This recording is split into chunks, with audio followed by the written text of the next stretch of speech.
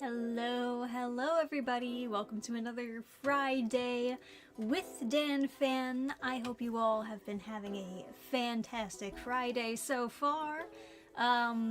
For the weather at least, it is looking much more sunny, which is good to see. It was rainy before, very dark and depressing rain, right? But we got some sunshine today. And in general, it is kind of warmer. Kinda. It's still a little bit cold, honestly. This never-ending winter, it's been a very slow transition into spring. It's overall been like kinda maybe 50-degree weather around here. I kinda want warmer weather than that, but I guess there's nothing really that wrong with having a cooler spring than usual. Maybe that also means we'll have a cooler summer. And that would be kind of nice, considering maybe, was it last year, we had this crazy heat wave? And I remember it too because we went on vacation during like the hottest day of the summer. And the Airbnb that we rented out for that vacation, they had AC, right? They advertised that they had AC. But it was broken when we got there. You can't advertise you have AC if it's broken. So we weren't able to use it. So we just had like it's like 90-degree weather. It's not that bad, but still. We had to get out a bunch of ice packs from their freezer and like try to cool down with that. We had the shower running cold water just so that we could get like a breeze of cool air. Oh man, that wasn't even the worst part about that Airbnb. Honestly, the worst part about it was they only had like one towel per person that was staying there, and no extra towels whatsoever, but also no washer or dryer where you can clean the towels that they left for you.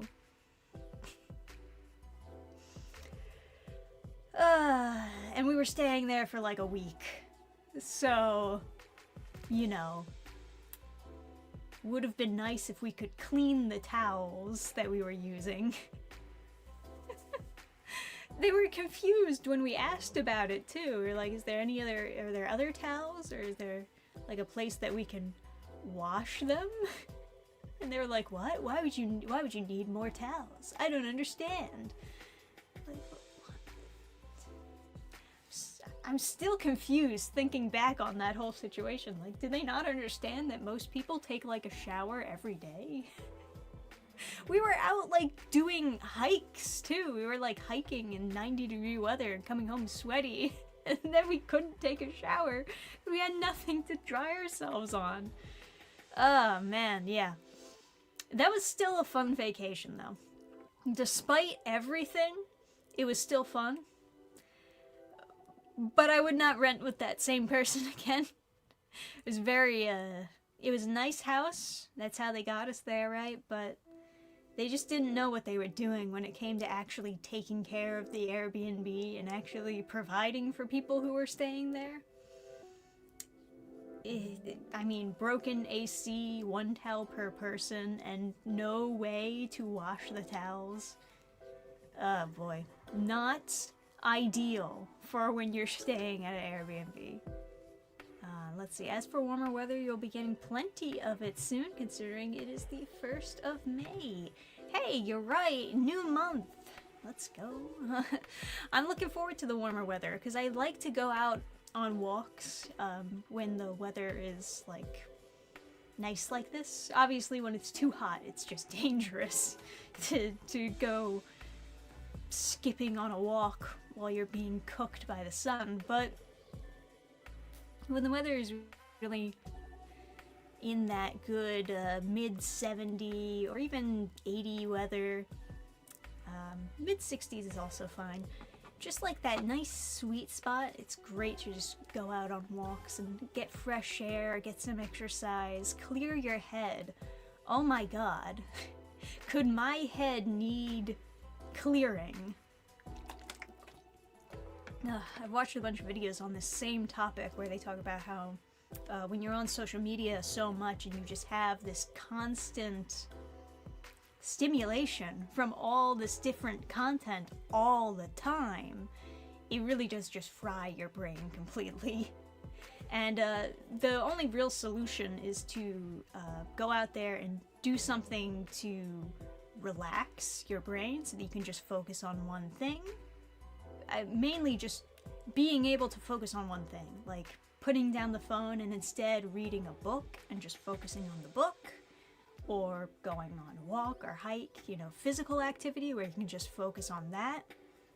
But it's the overstimulation that really destroys your thinking and makes it difficult for you to focus. So, yeah. That's something that I'm going to enjoy about the warmer weather. It's going on those walks again. I think it'll help me focus a lot. Are hotels that much more expensive? Well, part of the reason why we decided to go with the Airbnb is because it was a fairly cheap Airbnb considering. And you get to share a space with friends, and we were going on the vacation with friends, right? It was a group of people. So, you know, we each could have gotten our own separate hotel rooms, but that would have been more money, because we were both going in on the Airbnb. And also, like, you don't have that same space that you can all, like, share a living room together and watch anime, you know? So it's a different experience when you go for a hotel, at least when it's a group vacation. If it was just me and Adam, maybe a hotel would have been better. It depends on everything. But yeah. Where were you? The mirror realm. Yeah, that's it. I usually don't hang out on social media since it's basically all brain rot. I mostly watch YouTube videos about retro gaming related stuff these days. Yeah, I mostly watch YouTube videos and anime and nothing in between, pretty much. I don't look at Netflix, ever. I think the last time I was ever at the movies, it was another, like, friend event, and we saw the Spy X Family movie, I think? I think that was the last movie we saw in theaters. That was about it. So yeah, pretty much everything is just YouTube and anime these days. Like, switching back and forth between those. I do prefer binging anime as opposed to just watching a lot of random slop YouTube videos. Not that it's all slop, it's not all slop. But you know, when you want to be entertained, you usually go for the sloppy stuff rather than the video essay type stuff. I'm guilty of this, is what I'm saying. So, after a while of just watching stuff that you are watching to be entertained, it's not really, because there's no story. You're not following necessarily a story with entertainment on YouTube. It's mostly like people, I don't know, reacting to stuff. I guess I would describe a lot of the entertainment on YouTube as being reaction type stuff or review type stuff. My own stuff included. So, or game shows. Yeah, there's a lot of game show like content on YouTube too. Speaking of which, the next video that is going to be posted this upcoming week, I just finished it today, actually, and that is going to be an anime song challenge featuring a guest. Yes, we have another guest on the channel, someone that Adam knows specifically, but I kind of know through him. But that was an interesting one. So the challenge of that video coming up is that we play like 30 or less than 30 seconds, I think 10 seconds of a song that he listens to, and then he has to guess which anime the song belongs to just based on those 10 seconds. Now, the funny part about this challenge is he doesn't know jack shit about anime, so he just has to go based off of, like, vibes of the music, plus, like, whatever vibes the anime multiple choice that we're showing him is. So that was really interesting, and we got to talk a little bit about anime with him, and, like, give some context on, like, what shows he might enjoy if he does want to get into anime. Such a funny character, that guy, too, because he lives in Japan and he doesn't watch anime. Blows my mind, you know, because most people who are going to live in Japan, they're all weebs who learned about Japanese culture through anime, but he is a little bit different. Even though he lives in Japan, he's only, like, watched maybe 2 that he liked. And then everything else he's like, I just couldn't get into it. But luckily, we have you guys, you know? We have my audience to now recommend to him anime that he would enjoy. So, when you watch that video next week, be sure to list your own suggestions. Based on what you think that he would like, you know, what he says in the video, get a feel for his vibe, and try to guess what kind of series he would like, so that he can have some good recommendations. I mean, one of the things that we recommended to him on the video was One Punch Man Season 1, obviously, because I just feel like in general, at least the first season, right? In general, that has a lot of mass appeal. So it's kind of like, yeah, of course you would like this thing. A lot of people like it. But I don't know, honestly, because there's a lot of normie, you know, type of anime that he doesn't like. So it's kind of hard to gauge what exactly is his niche. I still think he would probably like One Punch Man, though. Well, let's see. Dannphan, since you are a comic creator, give us some tips on the creation process. Like, what is the step-by-step process? On creating itself? I mean, in general, you start off with the idea. I would say the next thing I do is write out an outline, which is basically a point-by-point description of what is happening in the plot that leads you to the eventual conclusion, right? So you have the beginning and the setup, you have, like, the conflict, the resolution, and then the conclusion. In general, making a nice point-by-point outline like that is very helpful. It doesn't have to literally be bullet points, it could just be you writing multiple paragraph descriptions. So long as you have a general idea of what the story is going to look like, I think that is a good place to start after you have the idea. Now, if you're an artist and you want to do the art and the writing all on your own, from the outline, you're gonna maybe go into either script writing if you're specifically a writer. For me, I like to go and do the writing alongside the thumbnails. I like doing them both at the same time, because I'm also trying to be artist and writer and kind of balance those two together.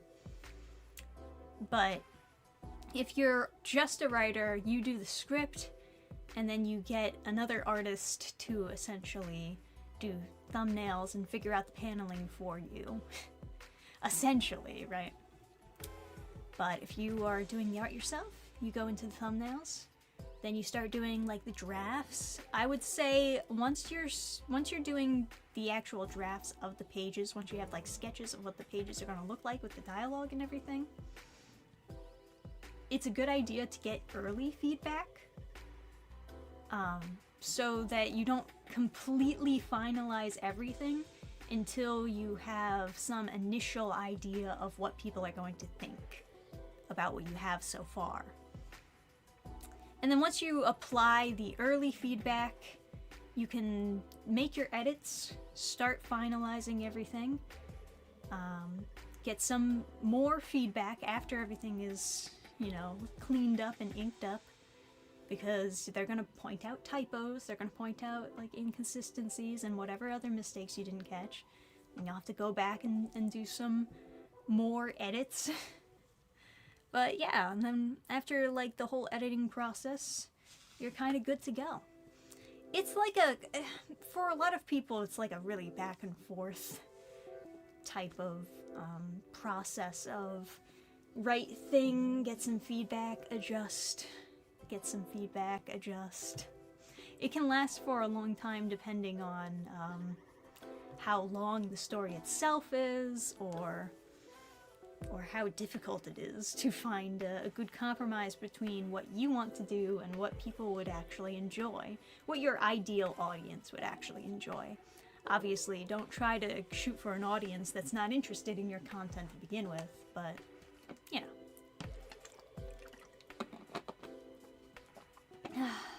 Man. That was maybe a longer answer than it needed to be, but and that should give you a general idea. I'd suggest maybe getting ideas for what to watch based on something like ratings by specific people's Anime Planet profiles, or looking up reviews to certain channels.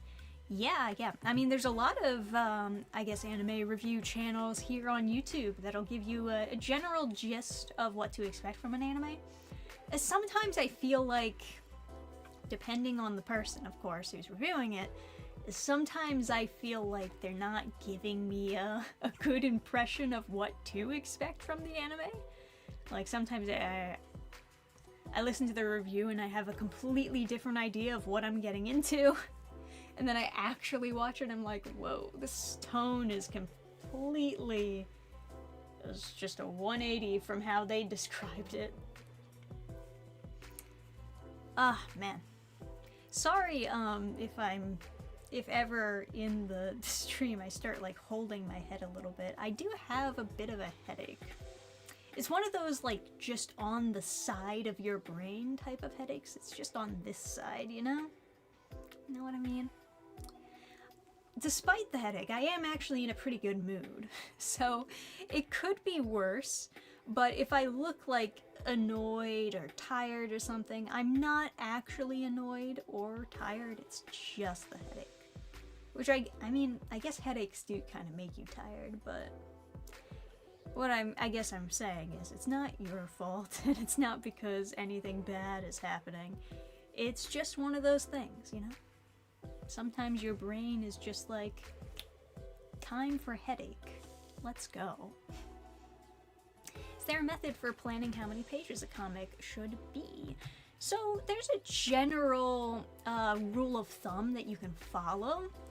I think when you're scripting or thumbing, usually what people shoot for is about roughly 5 panels a page. Obviously this changes depending on what you want for the page, like if you want a full page spread or if you want really big panels to really emphasize how like big a scene should be. I'm very guilty of adding pages later on because I'll change my mind about like how things should be. But generally, I think a good rule of thumb is usually 5 panels a page. More than that, and you are going to be pushing it a bit, and sometimes that's fine, depending on how the page looks and what size the pages are going to be, you know? There are a lot of other factors that go in, because obviously, you look at like something manga-sized, these pages are much, much smaller. And so, typically, you want the panels to be bigger than something that is more so... Oh man, I gotta clean out... Oh no, I got too much crap. Do I... Okay, well... This is comic size, right? It's much bigger. So you can get away with, like, having smaller panels and it won't really matter that much. But then, look at the size difference, right? So it's something that you should also be considering. This is full of dust. It was the only thing that I could grab without pulling everything else off the shelf. I gotta really go through all the stuff that I've got piled up here. I feel so bad because I've got like a bunch of comics, especially indie comics that I've like backed the campaigns for, and then I just have nowhere to put them right now. And I really want to go through them all, figure out what I'm keeping, what I'm not, and just organize them in a way that makes sense, at the very least. I just blew like so much dust in my face over that. But, yeah. I'm not really ashamed of my plug.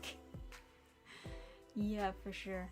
Some channels I suggest, okay, Anime America, Glass Reflection, Bob Samurai. Okay, you know, good thing to suggest though, because I don't think I've ever even seen those channels around.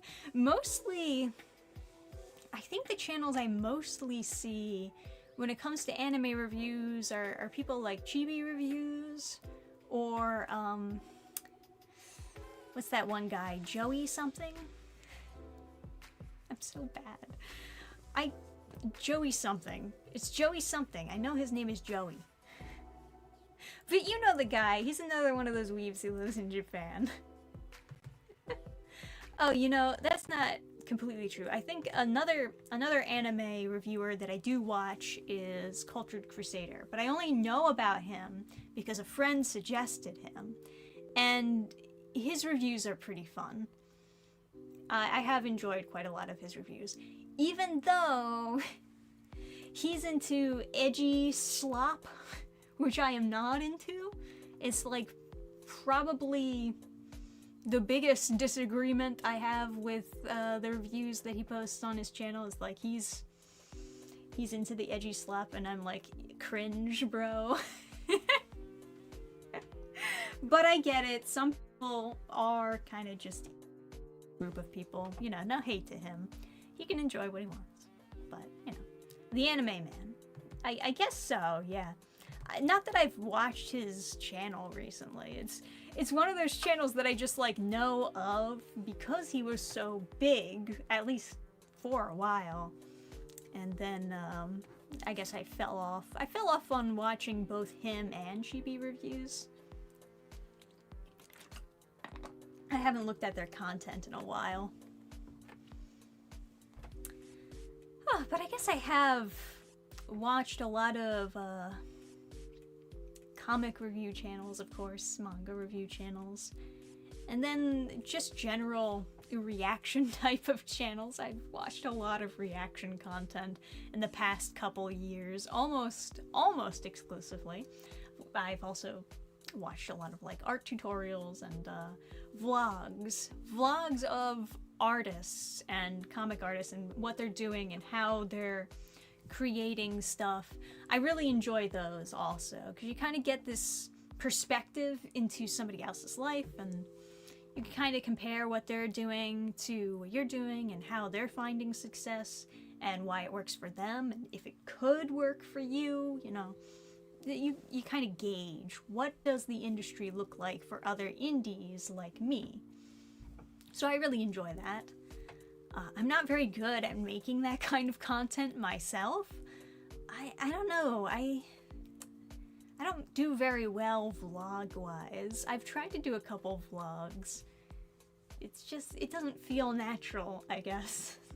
I mean, you could maybe call the Friday streams kind of like a vlog, but it's more so me just recapping stuff that's happening in my life or in the news and talking about this and that, you know?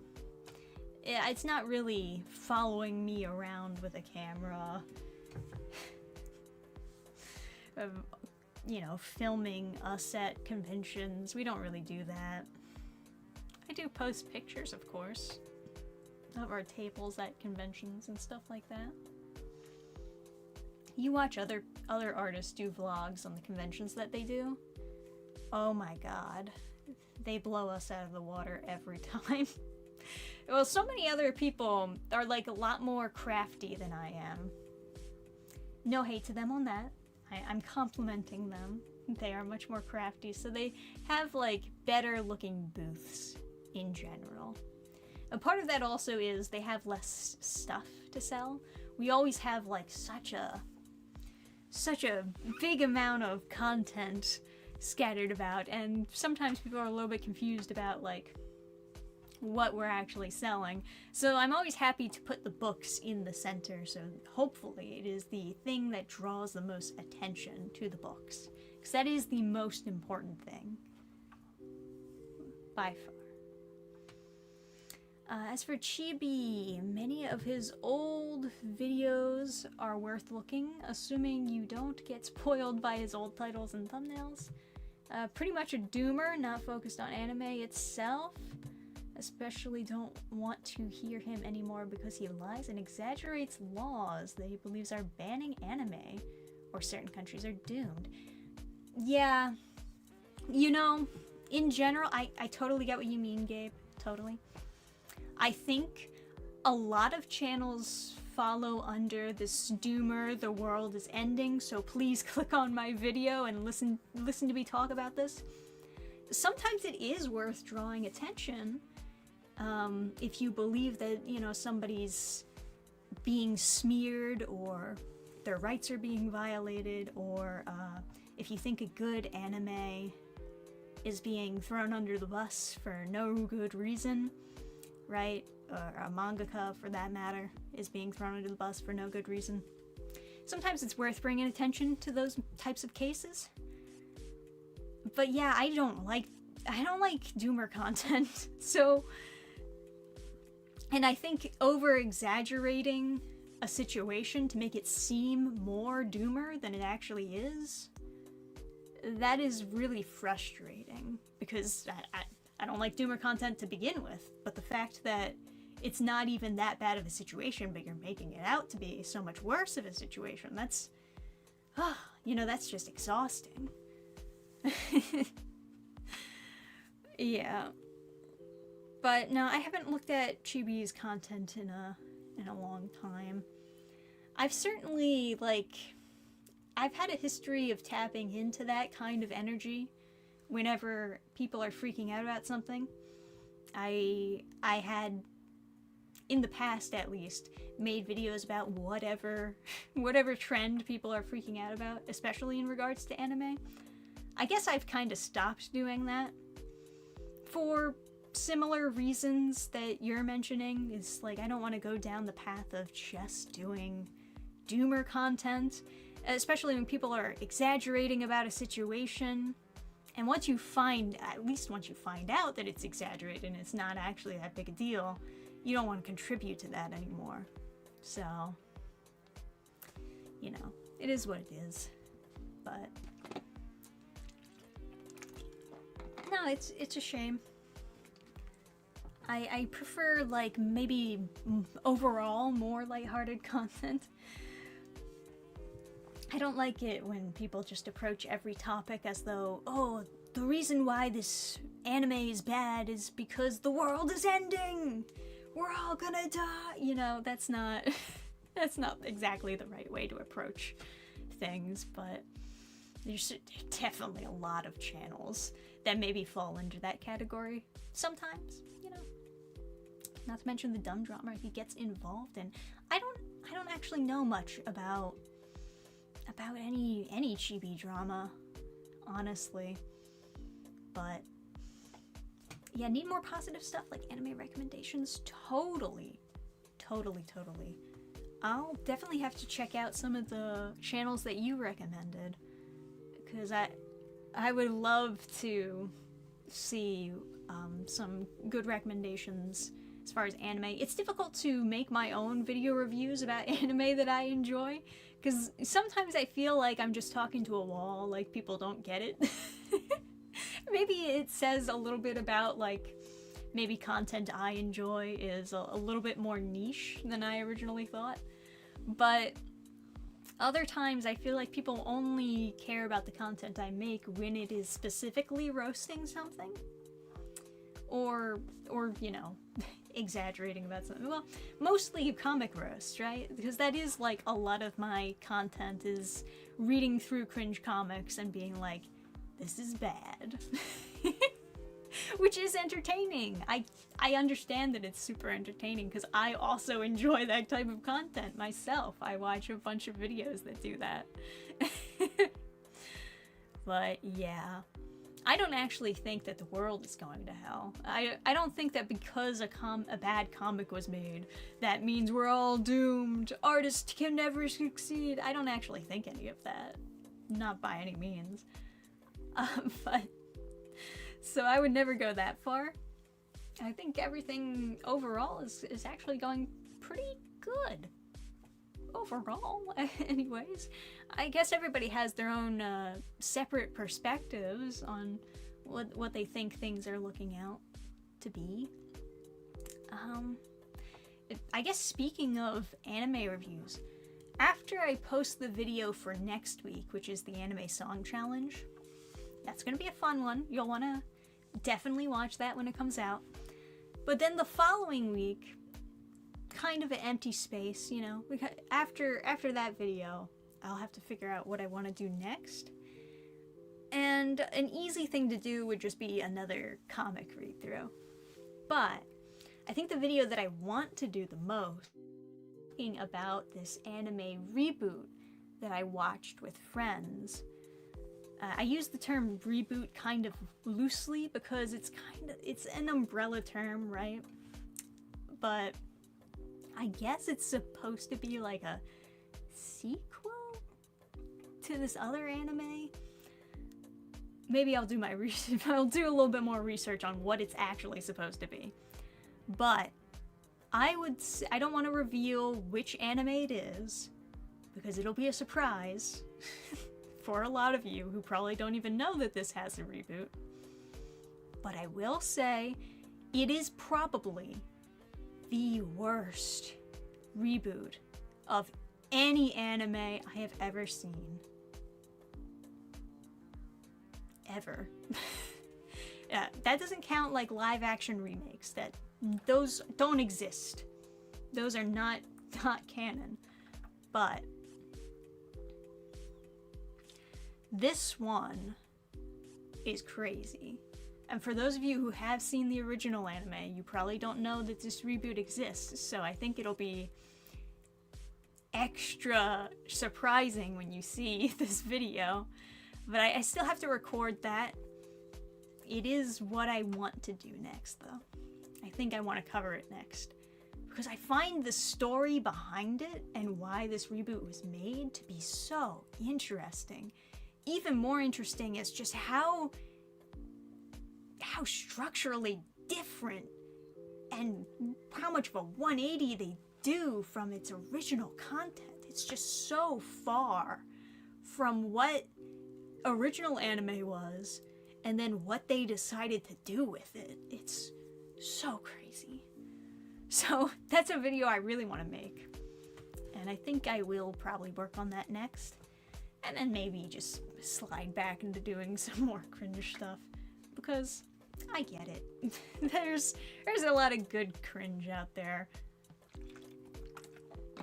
Maybe I need to get more guests on to do the cringe read-throughs with me.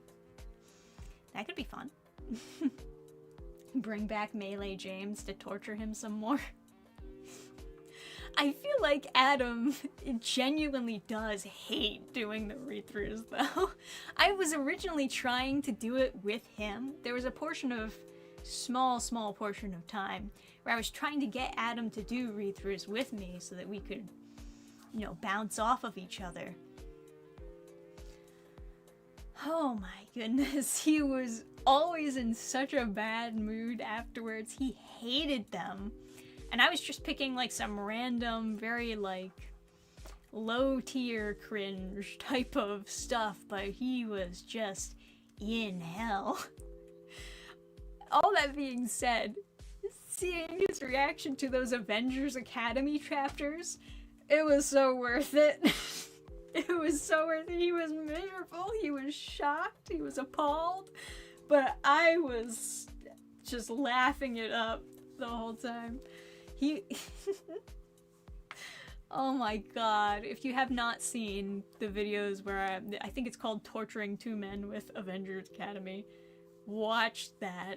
Their reactions, they're better than my reactions when I first saw the comic. They were the best. Oh man. God. We have to get back to reading Avengers Academy soon. Avengers Academy, and then like I guess June is coming up, so we'll probably do some Pride Month stuff. I think last year one of my Pride Month videos did really well. Oh, I only did the DC Pride last year, so it must have been that one. But there's a Marvel Pride one from last year that I didn't do, that I probably should do. Maybe I can do that one first. Although I'm kind of a year late to do that one. So, better late than never, perhaps? We gotta celebrate June, right guys? Celebrate June with Pride Month, yeah! Let's see what other DCYAs we can look forward to. Adult graphic novel. There's not too many coming out anymore. They have slowed down a lot. And I think eventually they are going to either stop entirely or they're going to just change the format of how they do things.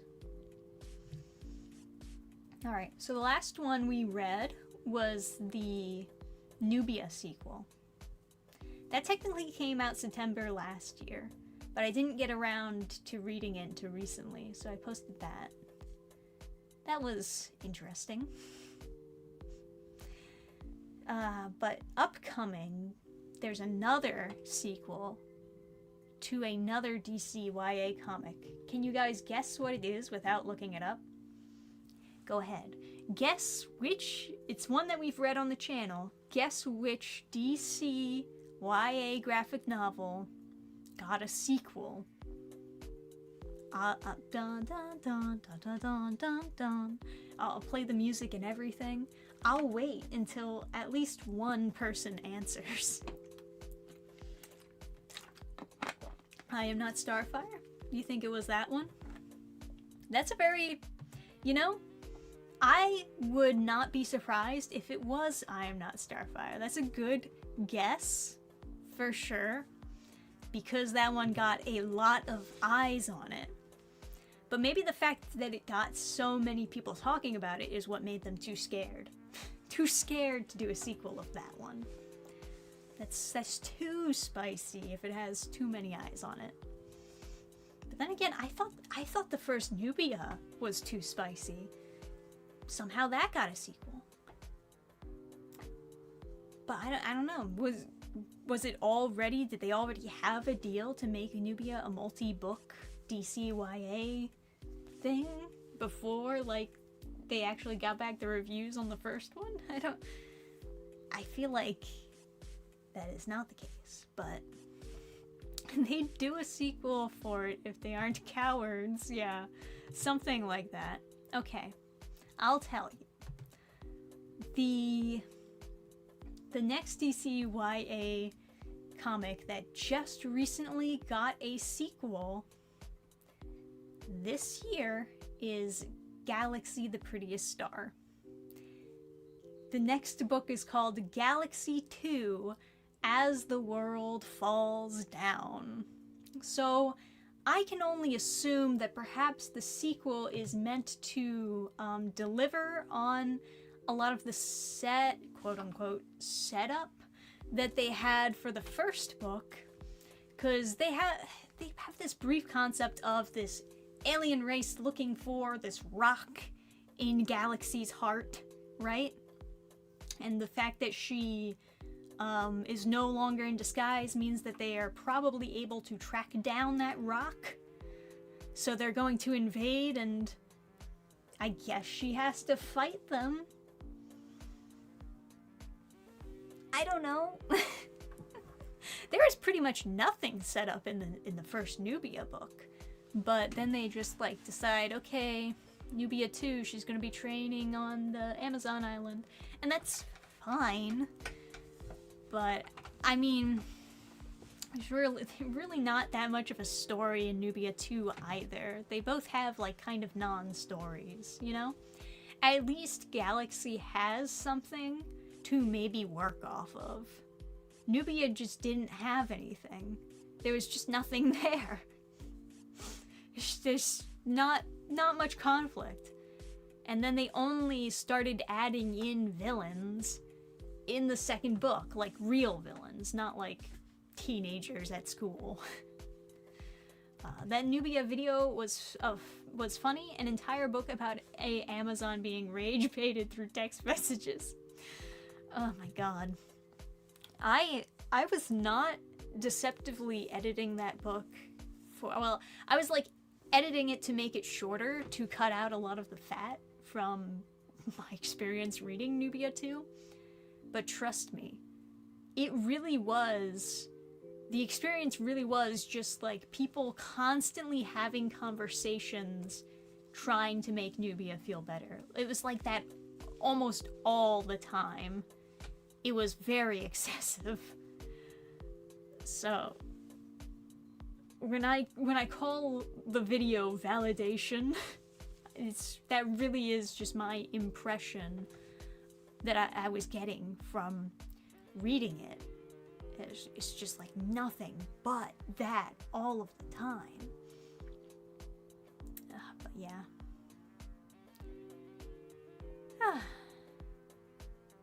Anyway, Galaxy 2 ought to be kind of interesting. There's also going to be an Orion DCYA released this year. And another Teen Titans book, same team as the other like separate Titans or Teen Titans Origins that they've been doing with Kami Garcia. Those are fine, but I don't like them. You know what I mean? You know what I mean by that? It is something that I would expect to be on the CW during like kind of maybe the Smallville period of CW shows. It's kind of that level of quality, at least through my eyes. I think of it like that, but I don't really like that very much. I don't like that style of doing superhero stories, but it's not enough for me to really hate it that much either. So that's why I have not been really covering those. I covered like maybe the first 2 or maybe the first 3. It's hard to even remember. I've at least read the first 3. And I think the worst out of the 3 that I've read was definitely the Beast Boy one by far. It was very directionless and kind of strange. There was maybe good parts of it. Parts of it were good. But as a whole, it was really confused. Like, it didn't seem like they really knew where they were going with the story. It's like you were writing it all in one take. But the newer Teen Titans one that's going to be coming out this year is Teen Titans Together, which I guess is going to be just putting all of the characters that they've done origin stories on in one book, which is fine. That's alright. Like I said, I'm not a big fan of the Kami Garcia graphic novels, but I don't hate them. You know, I don't hate them as much as I hate like a lot of these other stories that have been pushed out there. I'm just kind of like, you know, you do your thing. You do your CW thing, that's fine. That's more so what I would expect the DCYA graphic novels to be, is to be of the level of the Kami Garcia books. It's not my thing, it's not something that I like or actively endorse, but I'm more so okay with those existing as opposed to some of this other stuff. I still wonder how they charge all their phones on Paradise Island. Then again, they do have an invisible plane. Yeah, you know, a lot of people were like writing that in the comments where it's like, why does this island have perfect Wi-Fi and everything? And I don't really have a good answer for you, but I mean, they have a lot of random tech. The Amazons, they really got updated real fast. Dannphan, without you, I wouldn't even know about this YA stuff. Curse you, you insidious devil. Yeah, well, it was part of the reason why I started doing reviews on the YA stuff, is because I think a lot of parents didn't understand what content was actually in the books. And I want to make people a little bit more aware of it, because some of this stuff is really awful to put into a teenager's hands, honestly. The fact that they are giving it out at libraries and all these scholastic programs to get these books into kids' hands, it's crazy. It was funny when we were doing the Real or Fake DC Comics Challenge with Melee Games, or I guess Melee James, but he had such a oh my god reaction as soon as I mentioned that yeah, there's a Catwoman DC YA graphic novel in which she cuts herself in honor of her dead cat. And he could not believe it for a second. He was like, that has to be fake. There's no way they would ever allow cutting into a comic made for teenagers. And I would have agreed with him at one point. At one point in life, I would have been like, yeah, there's no possible way that could exist. But it does. It does exist, and I read it. I read it. I read it on the channel, in fact. And it's also kind of important to note that they had that story for Free Comic Book Day. That was when I first did a review of it. It was a really, really old video before the whole thing came out, before I did a whole read-through of it. They had it originally at Free Comic Book Day, just giving it out for free for anybody who wants to look at it. They did not have the cutting scene in there, so it was a little bit, perhaps, deceptive on how hard the content would be in the actual story when it came out. I was pretty surprised. But yeah. It just feels like perhaps there needs to be... the cutting scene was cut. Yes, essentially. I know, shocking, right? They didn't know what? They didn't want to put a teenage girl cutting herself into Free Comic Book Day, where they were giving out free comic books to kids? That's crazy. It's almost like they knew that it was too much. And if you know it's too much, then cut it out of the actual book. Like, why not remove that from the actual full book? Why don't you do something? I know, maybe I'm asking too much. But I do think there should be maybe more quality control, not only quality control, but just a general understanding of what audience these books are being aimed towards and whether or not the content itself is appropriate. Because I don't know about some of these. And same writer did the Mr. Freeze romance one. They got brought back on DCYA to do the Mr. Freeze and Nora romance where they're teenagers. And that one was not as bad as the Catwoman one. But it was still teetering on pro-suicide, like the Catwoman one. They're both kind of nihilistic, which in general I'm not 100% sure if I would recommend to teenagers. But yeah, so Catwoman, she cuts herself. She takes back cutting her, like she verbally says, oh, I shouldn't have done that, later on, way later on in the comic. But then she also just had a really confusing plotline. I don't even know if I understand this 100% correctly, especially just trying to remember what happened, but she allows this autistic child to join a cult because she thinks that's like better for her or something. And then she rejects help from Bruce. Bruce is trying to help her and she's like, no. Really, they should be helping the child who's joining a cult, but no, she can take care of herself. Very strange way to end the comic. I don't know what they were going for. I don't understand it. It's beyond my comprehension. But don't like Catwoman. And then for the Mr. Freeze one, the what is it, Heart of Ice is it called for the DCYA? In that one, they take a pro-euthanasia approach. Once again, not really liking... I'm kind of seeing into where this author's headspace is, and I'm not liking what I'm seeing. You know what I mean? Like, this is starting to look kind of bad.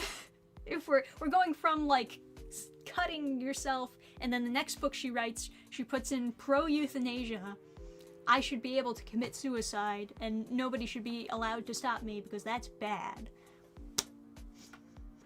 For teenagers? We're writing this for teenagers? That's what we want? That's what we want to do, DC? I don't know about this one. I don't know. That was a very oddly gory book, too. The Mr. Freeze romance? There's like some weird... There's like some panels that were genuinely like very disturbing looking. She's going through something. She gotta be going through something. And I can empathize, but I don't think that's appropriate for the young adult section of DC Comics. I don't think that's really quite right. So anyway, my video for reacting to that finale of the Mr. Freeze romance, that also got flagged for having content that talks about suicide in it. My video gets flagged for reviewing this comic that has this theme in it. But here DC is publishing it for the young adults. Yeah, it is very weird. It's very strange. Anyway. I think I went off on a big tangent. My main point was, this is why I do the read-throughs of the DCYA. It's not just because it's like easy cringe reading, although it is. It's very easy, right? Because they're almost always terrible. But it's also because I know that a lot of people genuinely don't understand what content their kids are reading, and they would like to understand, right? And if I can take this and turn it into entertainment so that it's easier for people to be more aware of what's actually going on in these books, and they can like let other people know, let other parents know, hey, don't get that book for your kid, it's got this weird stuff in it that's probably not very good for their mental health. That's enough. That's a very small thing that I can do to actually make people more aware, as well as prevent kids from seeing content that they really shouldn't be looking at. Maybe it's not going to help with their mental health. I didn't even go over Poison Ivy killing her own father and burying him in the backyard. That was a little bit strange. That's another YA comic.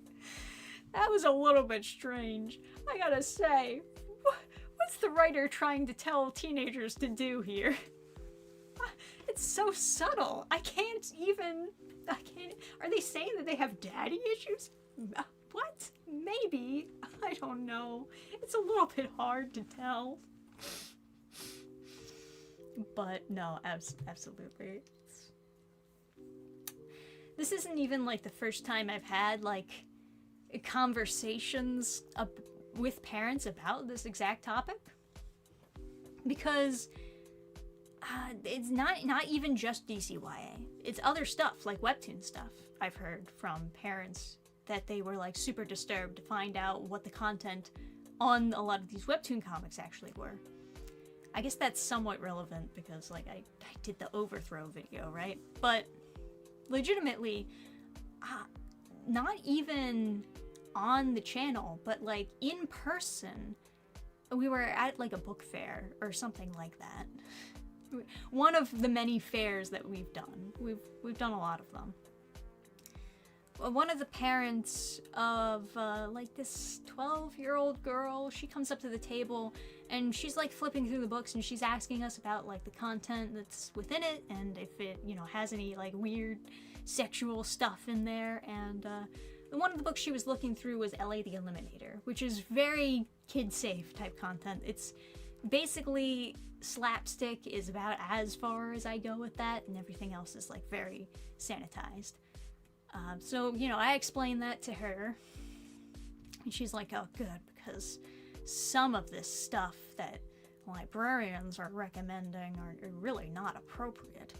And, you know, I'm curious, Adam is curious, so we asked, like, well, what kind of stuff was the librarian suggesting to your daughter? And apparently her daughter was really interested in Greek mythology, and she wanted to, you know, find kid-appropriate Greek mythology, you know, fairy tales or stories with mythological figures. Kid-appropriate ones, not, you know, not the adult ones. And I don't actually think the librarian was trying to be malicious, but she's like a millennial kind of, I'm hip type of librarian. So she sees like Lore Olympus and she's like, she recommends that to the 12-year-old without knowing the actual content that's in Lore Olympus, which is perhaps not of appropriate age for that little girl. And for those of you who don't know, in one of the first couple chapters for Lore Olympus, there is date rape. Like, I think the main character, I think, gets drugged or something and raped.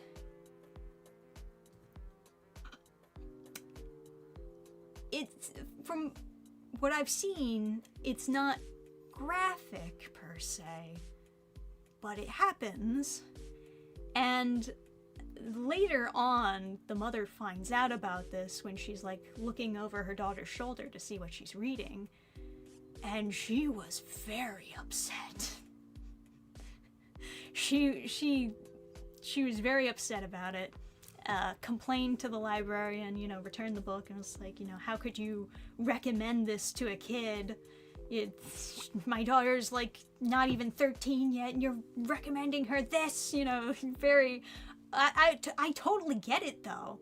I understand being really upset.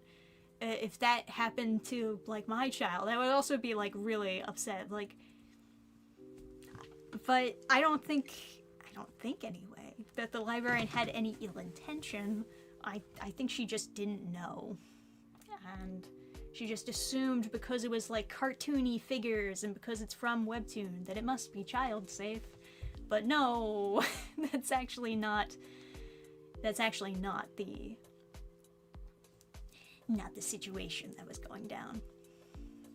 The creator for Lore Olympus also posts not safe for work stuff on the Patreon, which is promoted through Webtoon. There's a lot of creators that do that, to be fair. But I've never thought that was appropriate either, to be constantly promoting not safe for work content while, you know, I get it, some people need to get their bag or whatever they say, but maybe there's a better way. Oh, you know, something else that's going to be coming out, I'm just looking at it again, from the DC Young Adult section. This one doesn't have a date for it yet, but they're going to do a Birds of Prey DC YA comic. It's probably for next year if they have not officially announced a date yet. But yeah, it doesn't look like there's a lot coming out. it does look like we've slowed down a lot as far as DCYA content. Rightfully so, I would say. Rightfully so. Because I think they need to get a grasp on who their audience actually is. A lot of the stuff I don't think should have been greenlit. Especially for the youth. I know. Oh, please think of the children, Dannphan. Stop clutching your pearls.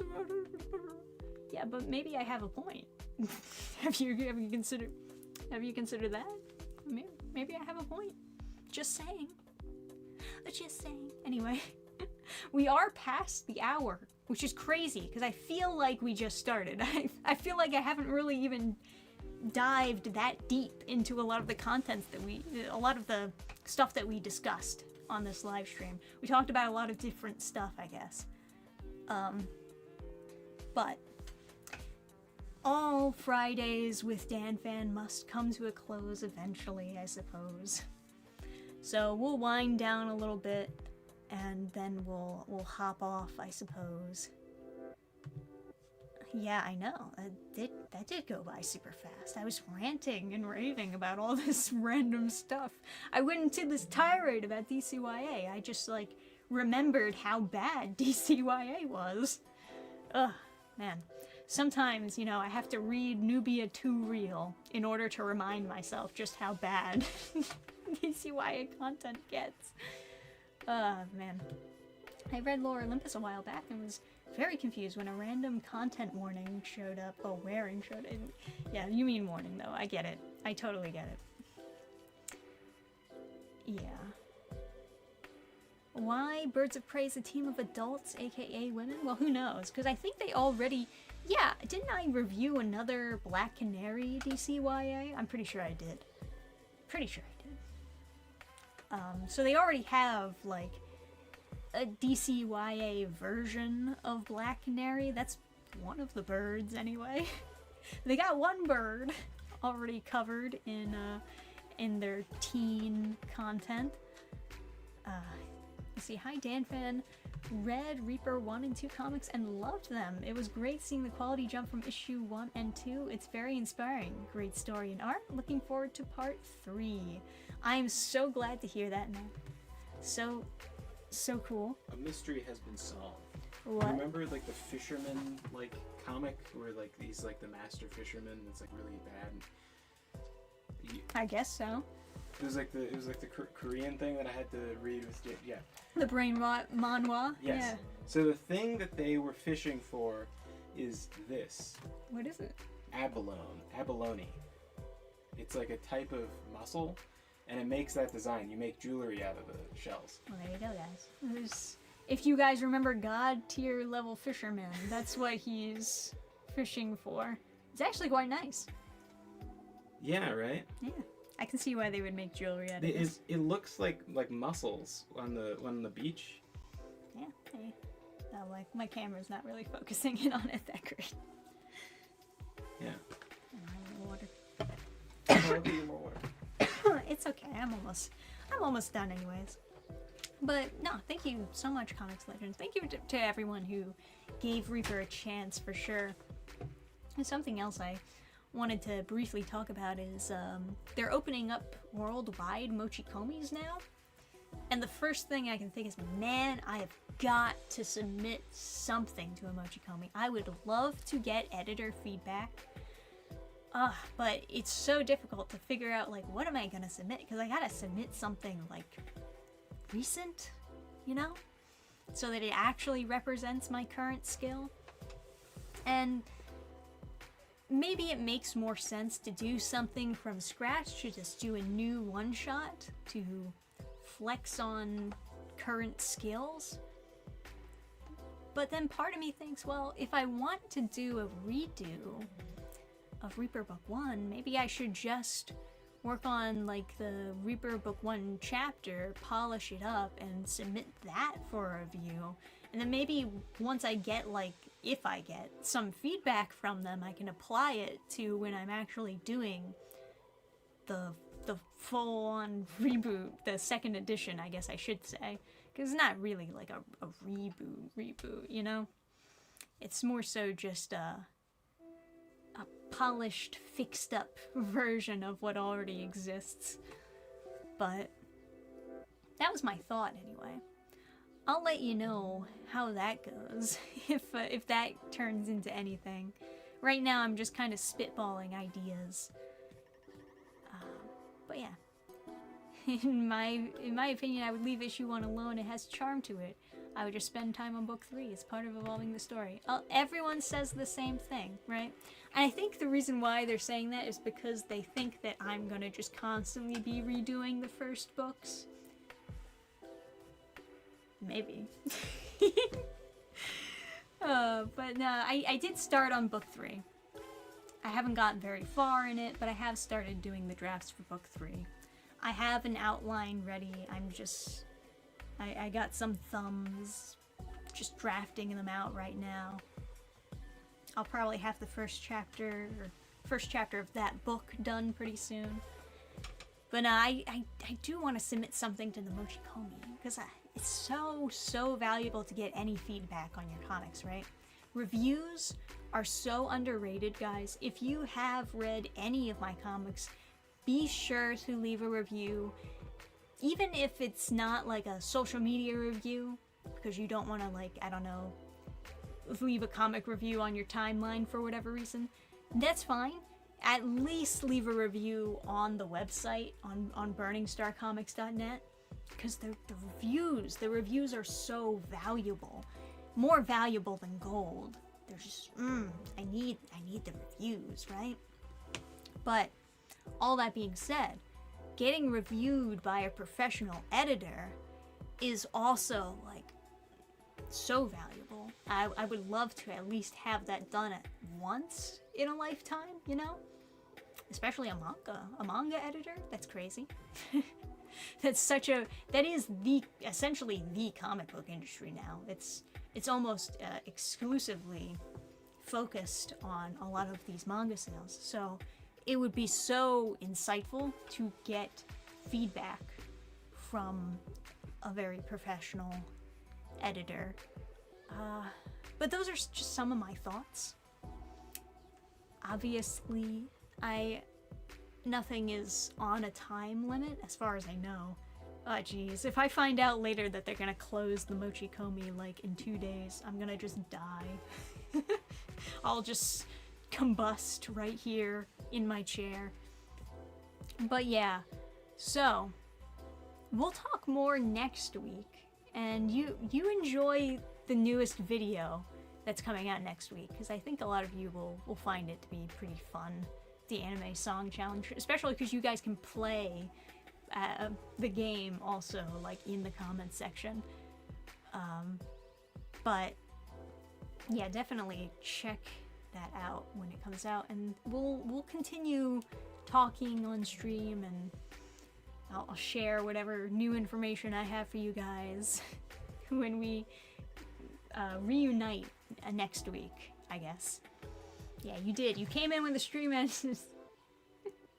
I'm sorry. I'm like dehydrated. I can't talk anymore. I need to go drink water and get dinner and everything. Would you ever consider adding a tier to be drawn into the book? Maybe as a background character, maybe have original art available. I did have some original art on the last 2 tier, the last 2 campaigns. I had some original art available. I'll probably have more original art for sure. But I would like to, I guess, keep innovating, coming up with new ideas for things that people can back for. And yeah, maybe being drawn into the book is an interesting idea. That would be neat, right? Obviously, it would have to be fantasy themed is the thing. I would have to draw you as a fantasy character. Otherwise, it wouldn't really fit with everything else. So I would definitely have some restrictions on that, right? But I wouldn't be opposed to having some backers also be more solidified as being part of the project, because you did help to fund and make the project what it is. So yeah, that would make sense to give you the ability to have your mark in history. Have your mark on the comic itself. Anyway, guys, I am gonna go. I'm gonna head out, but I'll see you guys next week. So stay tuned for the next stream and the next video. And thank you guys for hanging out. Have a fantastic rest of your Friday. Bye!